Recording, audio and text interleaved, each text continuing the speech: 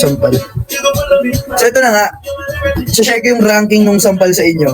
Pag umabot tayo ng, charot na joke, share ko yung ranking. Nirankingan ko yung sampal ng tatlong EDS eh. May ranking yan, kung sino pinakamalakas. Gusto nyo malaman, gusto nyo pinakamalakas. I-explain ko rin sa inyo kung ano yung sampak. Joke for the win. Ay nako. So ito yung ranking. Yung sampak, ibig sabihin yung sampal na parang sapak. So ang nanalo, si Sheena. Si Sheena pinakamalakas. Kasi parang sapak yung sampal ni Sheena. Hindi siya matunog pala siya, pero pinakamalakas kay She, pinakamatunog kay Joanna, pinaka nakakatakot kay Firefox. Ayun. Pinakamahab din yung kay Joanna. Masakit. May kalyo na nga yung pisngi ko. May kalyo. Charot joke lang. Pero ang sayang experience ng gano'n. Kasi alam ko na yung feeling ng nasasampal. So, alam ko na kung ano yung pwedeng gawin. Sayang masampak. So, ranking, Sheena. Kasi yung kay Sheena masakit, parang sapak eh. Kapag tumama sa mukha, nasakit sa loob-loob. Sakit sa loob-loob ng mukha, gano'n. Kay Jo, mahapdi, mainit. Parang matalas yung sampal ni Jo. Ganun. Ganun yung sampal ni Jo. Mahapdi, tsaka mainit. Mas matunog, sobrang tunog. Ang laki ng kamay ni Joanna. Buong mukha ko yung heavy. Nakakatakot. Kasi kung hindi dito umabot. Gawa na sa ilonggo. Ganun. Isa sa tumatama. Pero very professional yung nila, yung way ng sampal nila, hindi yung yun naman yung nakakatuwa. So every after sampal, okay ka lang. Diskontrolado. Hindi sila yung wala pa kayo sa'yo. Hindi ganun. Yan, liit ng face pero malaki. Pati ka mo pa, pareha sila ng paa ni Sheena. Gigante yung paa. Yung paa nilang dalawa. Parang magkapaa kaming tatlo. Ganun. Ay, sorry. Si paa ni Sheena, paa ni Joanna. Parang paa ko. Ganun. Hindi naman. May video, hindi ko alam kaninong, si Joanna nagpakita sa akin ng video ng sampal ni Sheena. Lumipad yung ulo ko. Pero sinamahan ko naman sa ng acting na. So may kasama may sabay na yung Pero parang ang galing, parang ang lakas. So parang lumipad talaga yung ulo ko na gano'n. Gawa nung kasama yung sampal tsaka yung gano'n ng ulo ko. Wala, hindi ko makakita kung... Hindi ko pinakita lang sa akin ni Jo. O siya yung nag-video. Basta sampal ni Sheena yun. Sampak ni Sheena yun. Raul. So si Raul. Thank you, Nixie, sa saranghe. Tsaka ano yung kaninang lumalabas sa secret? Yung may Ayan.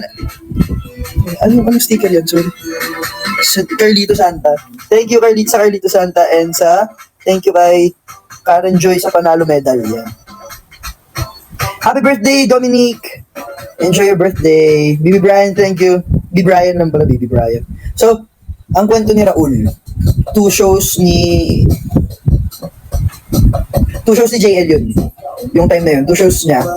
Ang partner niya si Jo, saka si Sheena. Last 2 shows ni JL. Birthday din ni Sheena nun. So, merong surprise. Kaya, hanggang gabi nandun kami. So, pinanood ko yung last show ni JL kay Jo, saka last show ni JL kay Sheena. Sa una, yung first show, Joanna JL. Ako, audience lang ako.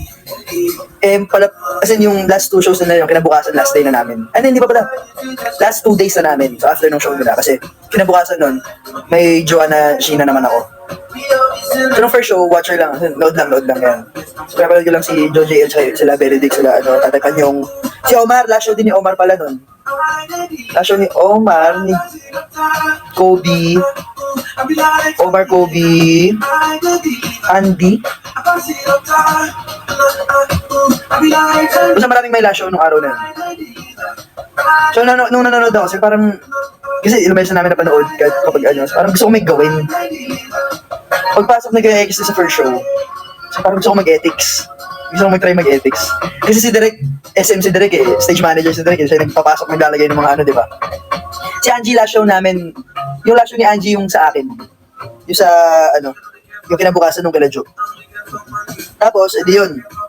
So, gusto ko mag-ethics. So, pagtapos nung second act, pagtapos ng first act, nung Galajo, punta ako sa likod. Sigo, kaya Kis, sigo, pwede ba mag-ethics? Sabi niya, bakit sampak? Kasi sampal na sapak. Ganun yung feeling. Sampal siya pero parang sapak. Ganun. Ayan. So, punta ako sa likod. Sabi ko, kaya Kis, pwede ba mag-ethics? Sabi niya, sige, ganyan. Plano tayo pag natin kung paano gagawin. Parang ganyan. Hindi yan. Pagtapos ng first show, second act, punta ulit ako sa likod. Hindi na ako. So, paano pwedeng gawin? Ganyan. So, nagplano na kami kay X, kami ng mga gagawin namin, ganyan. So, naging magbabalot ako, siya magtataho. So, ganun yung naging, plano. Tapos may hawak, yung balot basket na hawak ko, may kodigo ako doon nakalagay ko yung mga sasabihin ko, ganyan. Thank you, Minovility sa Flying Kiss. Ayun. So, ang una nun, ginaganap kami ng costume. Yun nga yung kami sa chino, short.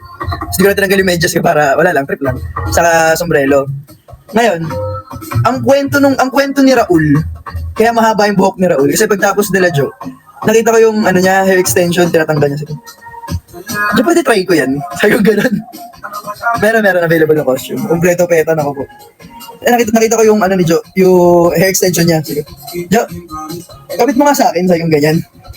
Kinapit sa akin ni Jo.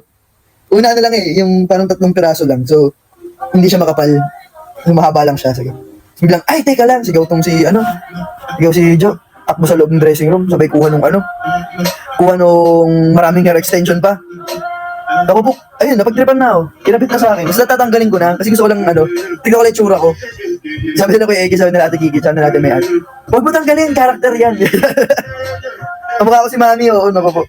So di ayun, nakakabit sa akin. Nagyan namin sombrero. Sinagit nila ako ng bangs. Kaya tuloy paglabas ko, naka-hair extension ako, may bangs. Tapos so balot, yun. Naging Yumi ako, oh, white lady. Andito ba si white lady? Black lady.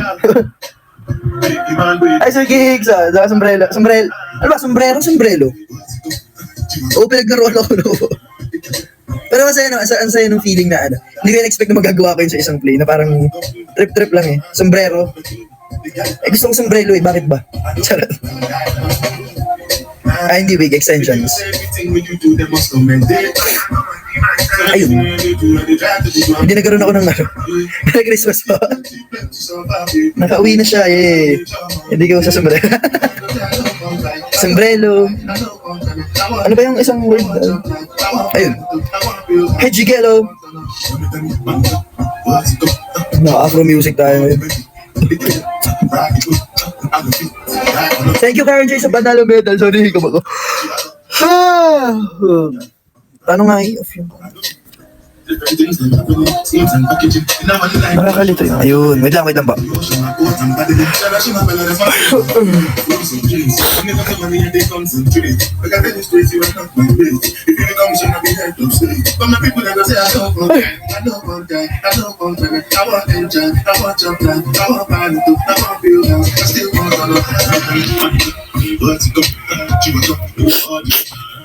Ayun.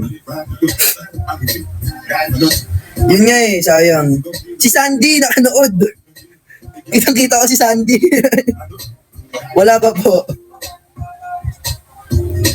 Mga taga-Canada at taga-US nakanood. Nagulat ako.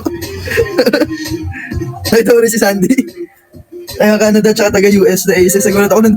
Ba't nandito itong mga to? Grabe, nakakatuwa na. Punta talaga. Pati taga-Hong Kong. Nakikita sa Frankie na nanood na taga-Hong Kong. Nagulat ako. Pati sila Janessa. Si iba hindi ko nakilala kasi nag-iba itsura. So parang, ganun ba tayo katagal hindi nagkita-kita? At nag-iba ka ako itsura nyo. Surprise! Ay, matulog tayo. Anong oras na dyan? Naku, pupuyat na naman kayo. Thank you, Nino Virity, Nairam. Talong. Ayoko. Betamax. Nino Virity. Merry Christmas. Oo, gulat ako. Kasi ako, nanood talaga ako. Uy, anda. Ganun din, di ba? So, kung kinis ko yung sarili ko, so kasama ko yung sarili ko forever.